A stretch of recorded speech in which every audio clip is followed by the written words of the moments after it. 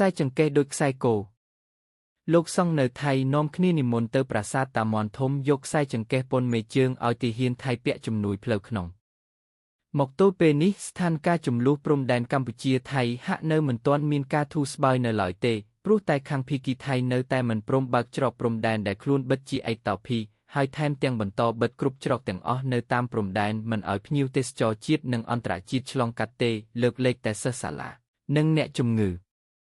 ដោយឡែកថ្មីនេះគេសង្កេតឃើញថាតាំងពីមានចំនួនព្រំដែនមកប្រជាជនថៃជាច្រើនបានភ្លុកទឹកភ្លុកដីទៅលេងប្រាសាទតាមាន់ធំដែលត្រូវបានឈរជើងទាហានទាំងពីរភីគីគឺខ្មែរនិងថៃក្នុងនោះដែរគេក៏ឃើញមានព្រះសង្ឃជាច្រើនអង្គដែលចេះអាគមអូមអាមតែងតែបាននាំយកខ្សែចង្កេះនិងវត្ថុស័ក្តិសិទ្ធិមួយចំនួនទៅឲ្យទាហានថៃដែលឈរជើងនៅទីនោះសឹងតែរាល់ថ្ងៃដោយក្នុងបំណងជំនួយស្មារតីនិងការពារពីភ័យអន្តរាយ